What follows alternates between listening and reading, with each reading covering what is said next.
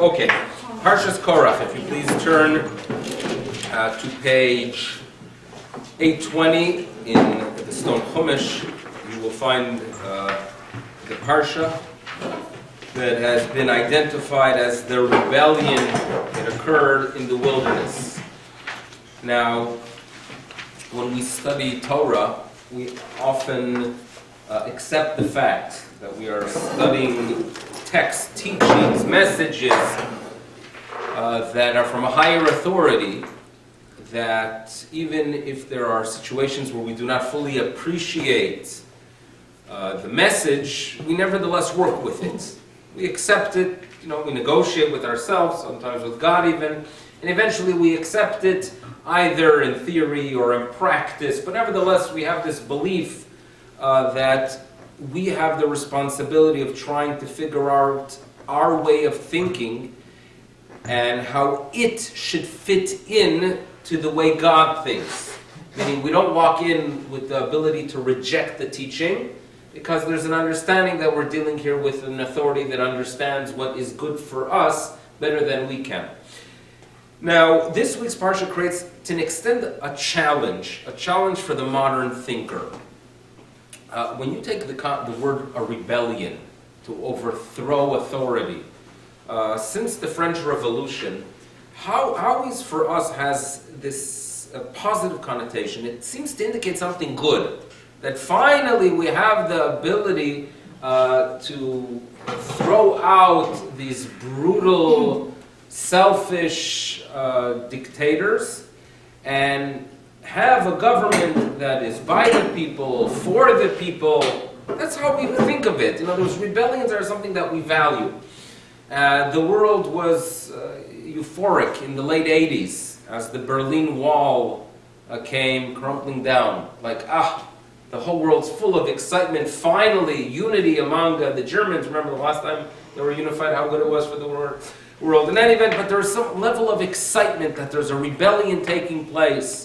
There was a great amount of excitement in the United States due to their foolishness that the overthrowing of Mubarak in Egypt is an event to celebrate, right? We got rid of this leader who embezzled billions of dollars for his children and himself, and we're going to have a real democracy there in Egypt with the Muslim Brotherhood. And finally, in the United States, there's a little bit of an awakening that, that it's not always good. There's a big debate in the Senate over the past few weeks between two Republicans, one by the name of John McCain, and one by a fellow Rand Paul. And one symbolizes the past, one is really symbolizes more the future. In other words, John McCain is the traditional American approach, we're big thinkers, we're going to find big solutions, we're going to back the right people in the Syrian rebellion, we're going to support them, and we're going to overthrow Assad and have a government there that's going to be friendly to America. And then you have people that perhaps in this area has a little bit of a better understanding of the Middle East, and he notes, and this is Mr. Paul, that in that region you never know who our friends are. In other words, it's a difficult region there. We happen to know one friend, and something he said straight out, that the only person we can really trust in that region are the Israelis. But when it comes to others, you never know. Go ahead and back them, and eventually they're going to be even worse than Assad. So he has a little bit of a better understanding. But in general, the way of thinking of a Western person is that rebellions are good. In other words, in essence, to overthrow the dictator is something that we approve of. And here we come to a parsha that, in essence, what is taking place is we are being critical of this rebellion against Moshe. So we have to start thinking in a different mode, in a different way. But there are two pieces of information that give us a level of clarity of what's taking place. And both of them are rabbinic. It's a very fascinating introduction. You study Rashi. Rashi gives us a basic understanding of the text based on rabbinic readings, meaning there are those who follow what's known as pshuto shel mikra, the simple reading of the text, that they approach the text as is, They will ignore to some extent rabbinic teachings, ignore teachings that are in the Talmud, but they take on that it is okay to read the text on its most basic level, and then we follow the tradition that the Torah has 70 faces. There are 70 different ways to look at it, but the pshat is a pshat that is viewed as is, meaning without rabbinic traditions. Rashi takes a different approach. Rashi's approach is that you want to understand the simple pshuto shel mikra, that's fine. So what you do is go through all the different and the variety of rabbinic literature, go through the Talmud, go through the Medrash. After you have gone through all of them, find the explanation that relates, that seems to fit in with the simple reading of the text, and that is the one you choose among all the rabbinic statements. So it's a pshat that is based on the rabbis. That was Rashi's approach. But there was someone that argued with Rashi, and happened to be his grandson. He had a grandson, his name was Rabbi Shmuel ben Meir, his daughter's son. And Rabbi Shmuel ben Meir was a teenager, and was already a scholar, well respected. And he argued with his grandpa, and he said, "Grandpa, I don't think your approach is right. I think that if you want to go ahead and give an understanding of pshat, analyze the text as is." And that's what the rabbis mean by pshuto shel mikra. And if there is something that on the surface contradicts the rabbis, there's no problem with it, because we're not using it as a halachic guidance, but we want to know how to read the simple words of the text. And that was Rabbi Shmuel ben Meir. His name was we call him the Rashbam. And if you want to mention an authority that reads the text as is, you talk about the Rashbam. Here in the shul, we're very familiar with him, because Marty Logshin is the expert on Rashbam. So the Rashbam edition, if you want to go to the library and pick up a Rashbam edition, the latest one and the best one in essence is the one that Marty himself, or Rabbi Marty Logshin, went ahead and published. So now Rashi, when he introduces us to this week's portion, he shares with us the following. And if you look inside, he notes, Parasha Zu, so look, Vayikach Korach, he tells us that this parasha, Yafeh Nidreshet, it is nidrash, it is understood, it is learnt well in the Medrash of Rabbi Tanchuma. He mentions one Midrash Rabbi Tanchuma, a later one, and he notes that it is learnt very yafeh, it is learnt in a nice way. And he seems to be telling us that when it comes to this week's portion, you must have the Medrash to have clarity of what's taking place. So Midrashim are going to provide for us an insight how to read this portion. So the first thing the rabbinic sources do is to tell us that there is a connection between the Korach rebellion and the last paragraph of the previous portion. Last week's parasha was Shlach. What was the last paragraph and the last teaching there? Tzitzit.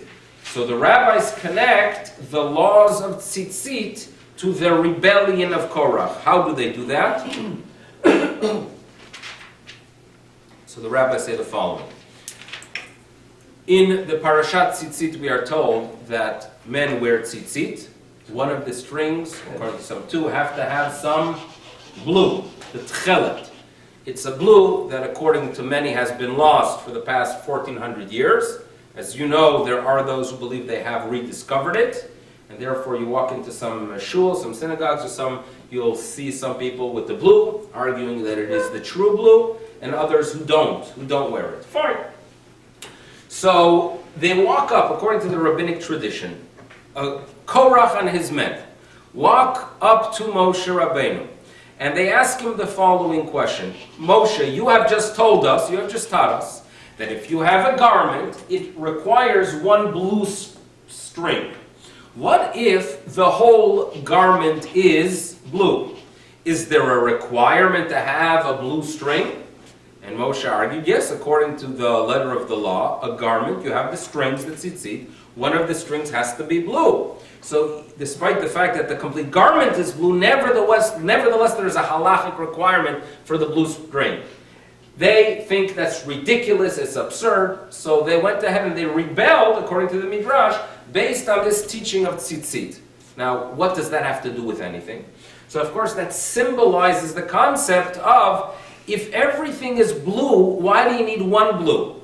If everybody is holy, if this whole nation merited the revelation at Sinai, if all of us Jews stood there and we were told that we are a nation that is holy, if we are all holy, why are you taking a position of leadership on us when we are all in essence the same? We all stood there at Har Sinai. That was their rebellion. The rebellion was at least masked with this concept that we are all equal, an egalitarian. You want me to move a little bit to the right? I don't mean politically. I was going to move. Okay. If you want to move to the left, that for sure we'll be happy with. Okay. So it's an egalitarian debate that's taking place. Korach argues, we are all the same. We are all there. We're all blue. Why do I need one blue string? Okay, that's his debate. And often, as you know, when there are leaders that are arguing that we are all equal, what they are saying is that yes, everyone is equal, but some are more equal than others, meaning that it's more of a tool for them to gain power. So that's one rabbinic tradition that is important to keep in mind before we even begin this discussion. And number one, the rabbis tell us that Korach had a vision, that he's going to have a descendant, and that descendant, in essence, taught. There were teachings, there were messages, there was a way of life and a philosophy that this future descendant of Korach had, which guided him. Who was this future descendant?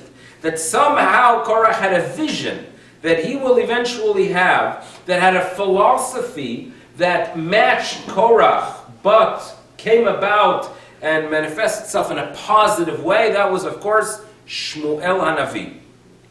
So Korach argued that if eventually I will have a descendant, Shmuel, it must be that I am righteous. And we have to understand the philosophy of Shmuel, to understand what Korach saw in it as well. Now, I mentioned that years ago I was in Milwaukee, and I gave a class on Korach. And Rabbi Zintorsky noted that among the Hasidim, they have a tradition that they call Korach the Heilige Zayde Korach, the holy grandfather Korach. Now, in other words, here we have this traditional approach that when you want to talk about a person that rebels against Torah, rebels against Moshe, worthy of the ground swallowing him, that's a traditional approach. I come and I show up in a Hasidic home, and they tell me, no, we have a tradition that he was the Heilige Zayde Korach, that he's holy. Now, what exactly does that mean? So, what we're going to have to do is clarify that statement as well, and I think we will suddenly gain clarity into the whole portion by explaining that. So remember Tzitzis, remember Shmuel, remember that, and now we can go ahead and deal with this portion. Vayikach Korach. So Korach, who is the son of Yitzhar, the son of Kehat, the son of Levi, and the rabbis tell us that what agitated him was the fact that he did not get a position in the family that he believed he was worthy of. It was given to someone else, to a cousin of his, Elisaphan. And he takes with him Datan v'Aviram, who are descendants of Reuven. And you can imagine as well that they have a chip on their shoulder with the fact that Reuven lost its position of being rulers of the people, being that Reuven was the oldest. And verse 2, watch carefully. Number 1, Vayakumu lifnei Moshe. They first stood before Moshe. Nothing mentioned here about Aharon. Right? They first stand before Moshe. And in addition, they have with them 250 men who were people who were leaders of the assembly. The following verse, they upgrade just standing, and they have a Kehillah. A Kehillah means a gathering. And this is already the trouble when you have a gathering, when you have the masses in the street, when they are in essence yelling, claiming, complaining. So that is taking place, and there's a switch here that suddenly the gathering that took place was not just against Moshe in verse 3. Who else are the complaints aimed at? Moshe ve'al Aharon. So why is it that the Vayakumu is specifically on Moshe? So remember Moshe Rabbeinu, what do we say about him? Lo kam ve'Yisrael ki Moshe. So kam is a title that's given to the unique individual who stood and guided us for eternity. No one will ever be like Moshe. So when they stand up against him, that term is mentioned. Vayakumu lifnei Moshe. When eventually they are rebelling about the fact that we have a leader here, that high positions are given to family members, and they accuse him of nepotism, so then of course the rebellion is against Moshe and Aaron, and they make in verse 3 their statement, which is the statement and the call of the rebellion, Kol ha'edah kulam kedoshim. We are all holy. We all stood there at Har Sinai. We were all labeled as a holy congregation. So why are you exalting yourselves over the congregation? So Moshe goes ahead and tries to deal with it. And he calls that Tanva Aviram. The rest of the story is that they are swallowed by the ground after being told to bring an offering. In other words, their argument was, why are you saying that the services of the temple can only be performed by Aharon? Let them be performed by others as well. He offers them bringing the incense on the pans and telling them, listen, if you believe you are all chosen, go ahead and offer these spices on the pans. They do it, they die, and that's what the portion is really all about. So now, let's deal with the following. In last week's portion, after they are told that they will be traveling in the wilderness for the next 40 years, and they are not going to enter the land of Israel due to their complaints. So we are told, and it's important to turn back to verse 8:10. Okay, verse 8:10. Page 8:10. Page 8:10. And verse 40, okay? So let's read it together. Vayashkimu baboker. This is right after they get the bad news. They wake up the next day. Vaya'alu el Rosh Hahar. And we have there a group of people who ascend towards the mountain, the top of the mountain. And what do? Le'emor, saying, Hinenu ve'alinu. We want to go ahead and make our way. We want to ascend to the place, Elamakom asher amar Hashem. So this is verse 40. We want to go ahead and make our way to the land promised by God. Ki chatan, we have sinned. So this is a magnificent shuvah. They want to make their way into the land of Israel. Comes Moshe in verse 41. Vayomar Moshe lamazeh atem ovrim et pi Hashem. Listen, guys. Why are you transgressing the word of Hashem? And it will not succeed. Vehi, the last three words in verse 41, Vehi, and this approach, this attempt to go against a commandment of God. God told them that they will be spending years upon years in the wilderness. They decide that they want to make their way to the land of Israel. So the verse tells us, Vehi, this attempt, lo titzlach, will not succeed. Verse 42, Al ta'alu, do not ascend, Hashem is not in your midst, Hashem en elok Hashem bekir bechem, and you will be attacked, you will not survive such an attempt. Verse 43, he tells them, listen, the Amalekites, the Knanim are there. Verse 44, they ignore, Vaya apilu, they defiantly ascend to the mountaintop, and the ark does not budge. The ark, which is to protect them in the journey, does not move. Vayered ha-Malakin, unfortunately, as Moshe warned, the Amalekite, the Canaanites who dwelled on the mountain, they descended, they struck them and pounded them until a place called Hormah, and they did not survive the attack. Fine. So this is an attempt that's made by people that were known as the Ma'apilim, people that wanted to make their way against a recommendation of Moshe into the land of Israel. Comes a rabbi, a 19th century rabbi, a brilliant thinker. His name was Rabbi Tzadok HaKohen from Lublin, from the city of Lublin. He had a traditional upbringing, went through the cheder system, was ahead of all his colleagues and friends. As a teenager, was already recognized as a luminary, and at some point he got inspired by Hasidic teachings, and he switched teams and he became a Hasidic leader, thinker, an individual who has a tremendous amount of insight into human nature and into Torah and into the system of how God works with the world. And he shares with us an insight here which provides clarity and, in essence, a new reading of Chumash. When the traditional approach has been that when you read Chumash and you read about wrong and right, it is to guide you for eternity, that the wrong is always wrong and the right is always right, he gives us this insight that there's a concept of times, that there are things that should be avoided at specific times, but at the right time, the exact same behavior is actually recommended. Where does he derive it?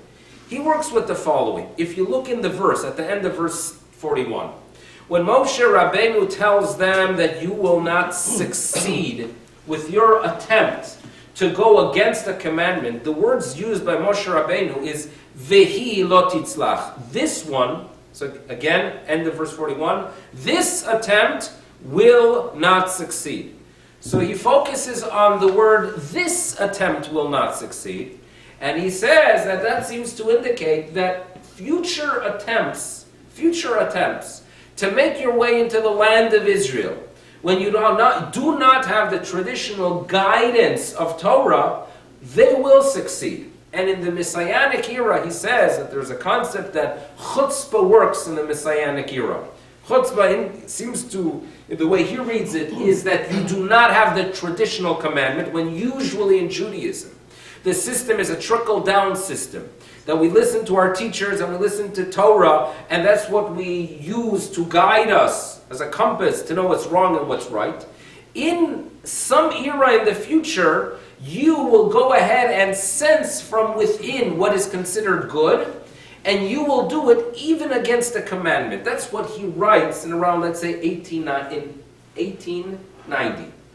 That there is going to be a movement in the future that perhaps, at least in the beginning, will not have rabbinic approval, but due to the fact that the desires of an appropriate one, it comes from a good place, to make your way into the land of Israel, in the future it will succeed. So this is a magnificent statement that he has, because number one, he has been labeled in some ways as a Zionist thinker before Zionism, because he was identifying a movement that did not come from the rabbinic schools, but came from a secular one.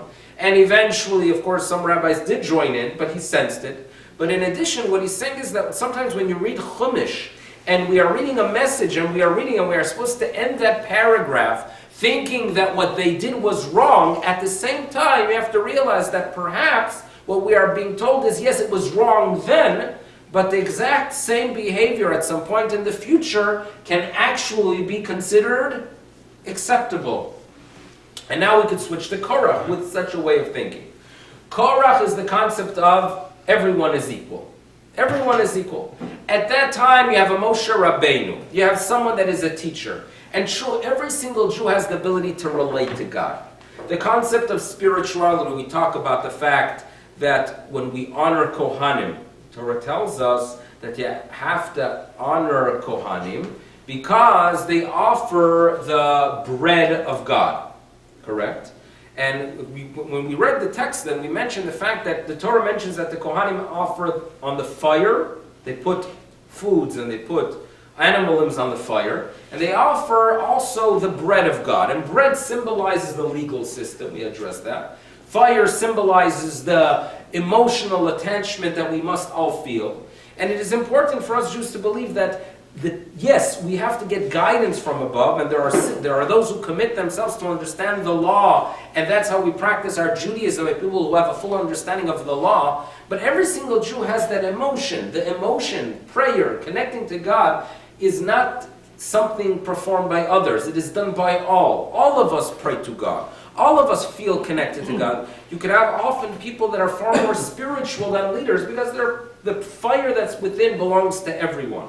And there is no doubt that when God stood there at Har Sinai and revealed himself to the people of Israel, and they mention that they are all holy, that is the fire that we all have, the fire, the spiritual drive, the sense of emptiness without some kind of connection to the higher being. That belongs to all of us. But when it comes to a legal system, there is no doubt that you cannot rebel against the giver of the law, because then you'll have chaos. If there is no law, you cannot rely on the fact that all people are good. You have to have a court, you have to have a system that protects society. So therefore the rebellion of Korach was indeed a very destructive one at that time. But if they could go ahead and label him as holy, that seems to indicate that at some point in the future there is something that Korach, there's a contribution made by Korach. And if you study a little bit about the Baal Shem Tov, the teachings of Hasidus, that even those who would argue that they are not, everyone was affected by it. And that's the idea of valuing every single Jew. That means the idea of the value of every single Jew. When you would visit the world in 1740, and you would walk into a traditional community. So in the traditional community, you would have the rabbis, and they were scholars were respected. Sometimes they're respected a little bit too much by themselves. That was always a problem in our faith. And then the simple Jew was valued as someone that has no intrinsic value, that he's there because if indeed he does schlep the water and provide it for the rabbinic scholar, so then he has some value, otherwise not. That was the way of thinking. Comes the Baal Shem Tov and his teachings, and his, you know what, you don't look at it like that. How do you look at it? You look at that every single Jew is valuable. There's something precious in what every single Jew does.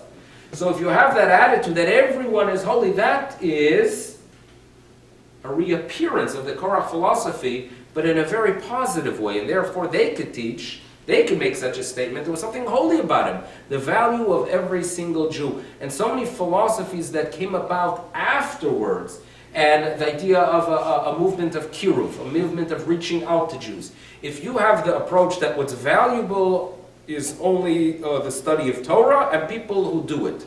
So if you interact or if you meet a group that does not have any awareness of what Torah is about, so if Torah and the study of Torah and the observance of mitzvos is what makes a person have value, when you interact with those who don't, you could view them as people who have no worth. If on the other hand you walk into the picture and you walk into the conversation with an understanding that every single Jewish person has value, that every single person, every single neshama is something that's special, so you interact with them in a very, very different way. And that was the greatest contribution that they were able to make, because it unifies us as a nation. And if you have Korach's statement then, and again, if you take that statement as a rebellion, we don't need leaders, it's a destructive statement. If you take that statement that everyone is holy, so therefore I'm going to value every single Jew. And if there's something that's done for Klal Yisrael, I'm going to view it as something that's tremendous, that's great.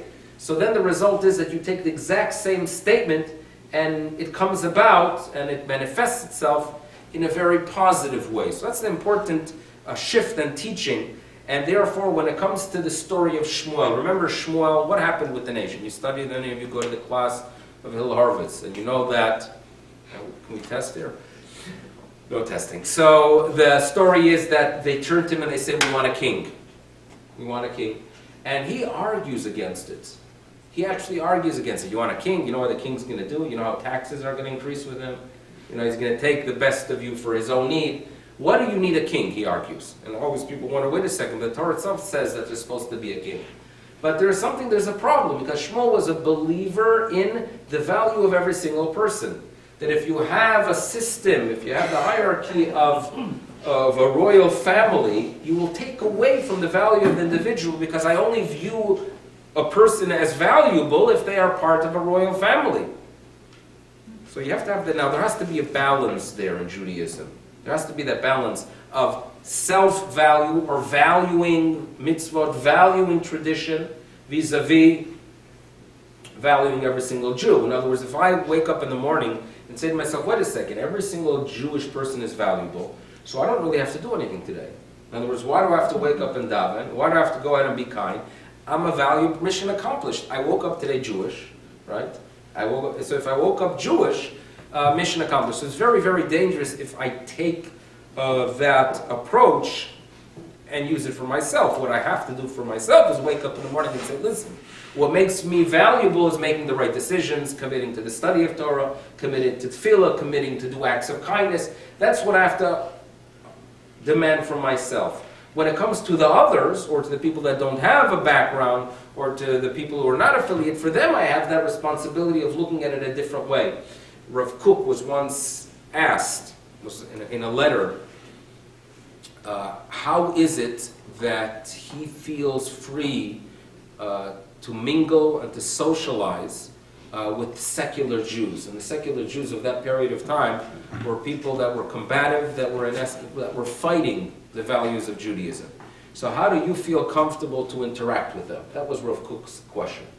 Rav Kook was asked this question by a rabbi by the name of Yaakov David the Ridvaz, his name was, Ridvaz. He was a rabbi who was a scholar, and he kept a very high standard and demanded a very high standard of his Judaism.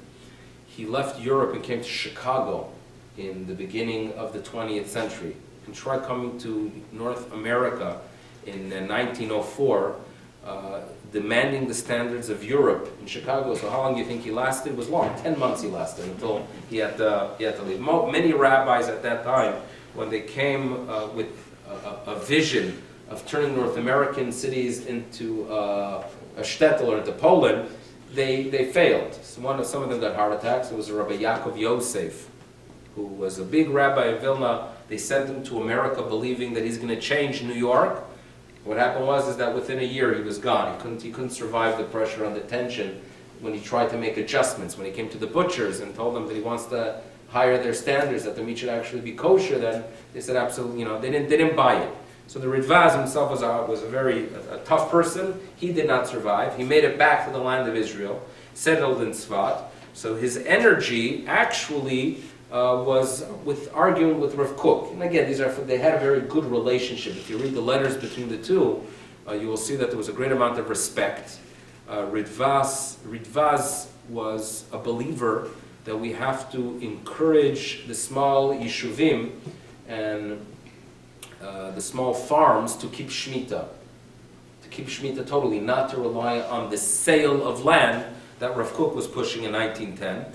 So what he did was he sent letters out to rabbinic authorities throughout Europe, to great rabbinic authorities, to raise funds. It sounds like nothing new today, but he took an operation when it was a great rabbi, sending to great rabbis. One of those letters published was actually to a rabbi by the name of Rabbi Shlomo HaKohen Manes, my mother's grandfather. Received a letter from him, in other words, to assist him in this mission he had. So he is the one that questions Rav Kook. And he says, how can you interact with people that are fighting our faith? Are you not concerned that you're going to be affected by them?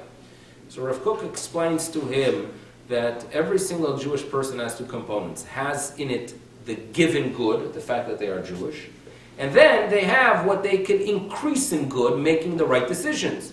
Living a life of Torah, living a life of value. So he notes that if you interact with someone and your interaction is based on what they choose, so that would be very dangerous to interact with people that choose no good. In other words, if the way I interact with people in my social environment and my friends and colleagues are people that make bad decisions and I interact with that aspect of their life, the reality is I'm going to be affected by it. And I will start making the wrong decisions. But Rav Kook notes that there are people that are able to only focus on the essence of people. Now he says that there are those who are able. He was really talking about himself. There are those who have the ability of interacting with others. They ignore, they do not recognize, and they are only focusing on the essence of the person, and the essence of a Jew, writes Rav Kook, is something that is good. Then a person can interact. In other words, you have to choose. He wasn't saying that everyone should interact with them. He notes that if you have the ability to interact with those with a focus on only their essence, go ahead and do it. That's what Rav Kook was telling us. That you have to have the ability of separating the two. Every Jewish person is valuable. Hakol ha'ida kulam kiddushim. The statement of Korach is a valid one. Misused then, but one that the Hasidim with comfort can declare that is a Haile Kazeda, that there's holiness to him, that everyone is significant. and all movements, all positive movements of the 20th century, the return that took place, that so many people returned to Judaism. All of them are the byproduct of such an attitude, and also all issues that exist in Israel could be taken care of if we start valuing the other for what they are. In other words, many of the fights in Israel, people think that it's a fight of religious against non-religious. That is not true. That is absolutely not true. That if, for example, if all quote-unquote people who call themselves religious would be all menschlich, would all act in a decent way and be friendly, and at the same time they would value those who call themselves not religious, 99% of all issues, if not 99.9, would vanish. Because that's really what Torah wants. Torah wants you to act in a specific way, not to rely on something external to consider yourself a Torah Jew, but rather it should be your essence. And all of it will vanish if we value every single Jewish person for what they are. There's no question about that. So therefore, the statement of Kol Ha'edah Kulam Kedoshim becomes a very strong statement that makes its appearance later on. There is a statement, the rabbis tell us, Atid HaKadosh Baruch Hu, that in the future, HaKadosh Baruch Hu is going to make a machol latzadikim, a machol, that HaKadosh Baruch Hu will stand in the middle of a circle, and everyone will dance, or everyone will be like a circle around him, and they will go ahead and declare, Hinei Elokeinu Zeh, this is our God. So the commentators explain that the difference between a line and a circle is that when you have a row, when you have a line, you're going to have to go ahead and place the more significant people at the head of the line. When on the other hand, when you have a circle, there's no head of the circle, right? There's no leader to the circle. Everyone's equal. And if the statement is that in the Messianic era, everything will be like a circle, it is that idea that there will indeed be the concept of equality, and it's very, very possible that the secular movements are really the byproduct that in the Messianic era, we're going to have that feeling of equality, that everyone can relate to God. So it's manifesting itself in the secular world in a way of rebellion, in a way of rejecting government, rejecting authority. All of that is really the byproduct of not believing that there are authorities when we all have value. The whole idea of a democracy is really the byproduct of this Messianic era. There were thinkers that related the events from the French Revolution on modernity to this idea of something that is coming from the Yemos HaMashiach, from the Messianic era. So that's a little bit of an insight into what's taking place with Korach itself and with his Adasso. Nevertheless, as the rabbis point out, that he walked in with a personal slight. He walked in with an agenda. People often take something that is personal, and then want to make a fight out of it, but it's very shameful to walk into public or walk over to a group and claim that the reason I'm rebelling is because I got insulted. So they find something that's very, very holy to cloak their true issue, and that's what they fight for. In other words, people like Stalin, right, that they talked about the Great Society. Were his intentions really for the sake of a great society? Obviously not. His intentions were to gain power. It's a tool to gain power by claiming that everyone is equal and everyone deserves the power. It is unfair that the few should control it, when in essence that is their own personal agenda. So the rabbis, the traditional approach has been that they focus and they narrow down to Korach's personality and his personal flaw that brought about the downfall. The downfall was not the theme. The theme of everyone being holy is a valid one. It is one that has its place. The problem is more the Korach attitude, the Korach flaw, that he had his own personal agenda, and that is the message of the Parsha. Hopefully we get something from it. Anyway, thank you for coming, and we'll see you Bezrat Hashem next week.